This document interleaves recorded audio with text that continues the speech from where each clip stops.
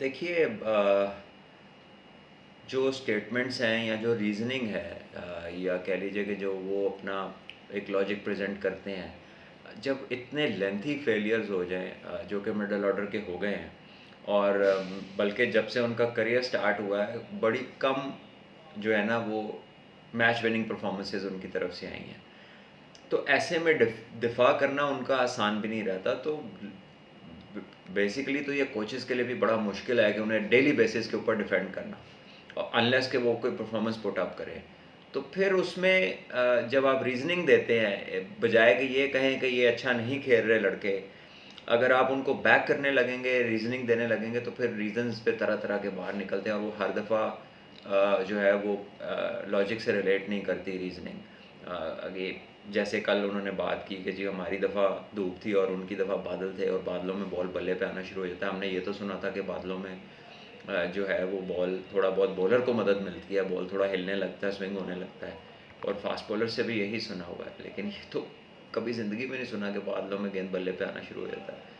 और धूप में बेसिकली तो पिच जो है वो, उसका अगर कोई मॉइस्चर हो तो वो धूप निकालती है, और धूप में बेहतर होना चाहिए, ज़्यादा अच्छा नज़र भी आना चाहिए। तो आपको लगता है मिडिल ऑर्डर की कारकर्दगी की वजह से जो सपोर्ट स्टाफ है, जो पाकिस्तान का कोचिंग स्टाफ है, उसके लिए भी मसाइल बढ़े हैं और उनके पास, यानी कि ये कहा जा सकता है कि बोलने के लिए कुछ नहीं बचा? देखिए, डायरेक्ट जो जवाब है टू द पॉइंट नहीं मिल रहा, हमें घुमा फिरा के मिल रहा है, और ये यही बताती है चीज़ के क्योंकि परफॉर्मेंस नहीं है तो कि आखिर कब तक और किस किस तरह। तो अब मैं यही कल भी कह रहा था कि इट इज़ अबाउट टाइम कि वो लोग डिलीवर करना शुरू करें।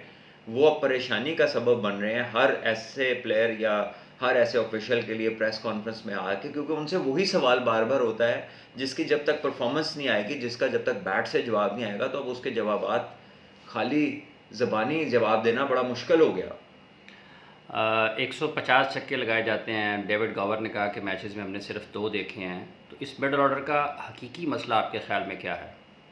देखिए, इनका लैक ऑफ परफॉर्मेंस है, और जब ये खेलने आते हैं तो फिर लैक ऑफ टेक्निक भी नज़र आता है, रिस्क मैनेजमेंट नज़र नहीं आती इनकी क्रिकेट में। ये लोग बड़े स्ट्राइक रेट की बात करते हैं, लेकिन स्ट्राइक रेट भी तो लेंथ ऑफ रन्स किए जाए तो स्ट्राइक रेट भी वैल्यूबल होता है ना।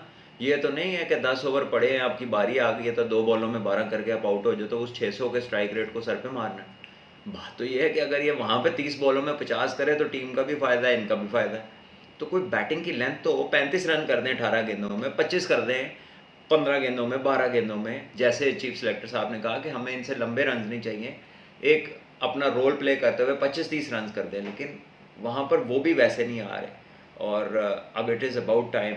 मौके बेशुमार मिल गए हैं, वर्ल्ड कप में भी यही लोग हैं, लोग इनके लिए दुआ भी कर रहे हैं, इनको बैक भी कर रहे हैं, लेकिन जब भी ये रियलिटी है कि ये जब भी नहीं करेंगे या जितनी देर ये परफॉर्म नहीं करेंगे, वो सवालात मज़ीद फ्रस्ट्रेशन भी पैदा करेंगे और उनके जवाबात देने इनके लिए मुश्किल होते जाएंगे। भारत ने इतलात ये आ रही हैं कि उन्होंने अपनी फास्ट बॉलिंग के मसाइल को देखते हुए सिराज, शामी और शार्दुल ठाकुर को कल वो भेज रहे हैं ऑस्ट्रेलिया। तो आपको लगता है कि उन्होंने ज़िद पर अड़े रहने की बजाय जो तकाज़ा है, जो ज़रूरत है, उसके ऊपर फ़ैसला किया है, और ये अगर ये जाते हैं तो उनकी जो फास्ट बॉलिंग के मसाइल हैं, डेथ बॉलिंग के मसाइल हैं, उसको किसी हद तक जो उनके दस्तियाब वसाइल हैं उसके मुताबिक हल करने की तरफ बढ़े हैं? बिल्कुल जी, ज़िद किसी भी मसले का हल नहीं होती, इनफैक्ट वो नुकसान करती है। और जिस कंडीशन में है वर्ल्ड कप ऑस्ट्रेलिया में, हार्ड पिचेस पे हिट द डेक वाली बॉलिंग चाहिए होती है उसको। शामी भी सूट करते हैं, सिराज भी सूट करते हैं, और ठाकुर भी फास्ट बॉलिंग ऑलराउंडर हैं। तो और अभी Siraj player of the series भी हुए हैं अगेंस्ट साउथ अफ्रीका, तो उनकी फॉर्म भी अच्छी है। और इंडिया का जो बॉलिंग कंसर्न्स हैं बुमराह की इंजरी को लेके और बाकियों की फॉर्म को लेके, वो सबके सामने है। तो ऐसे में उन्होंने बेहतर जाना कि अपने जो रिजर्व्स हैं उनको बदला जाए, ताकि ज़रूरत पड़े तो फास्ट बॉलिंग ऑप्शन उनके पास हों, विच इज़ करेक्ट।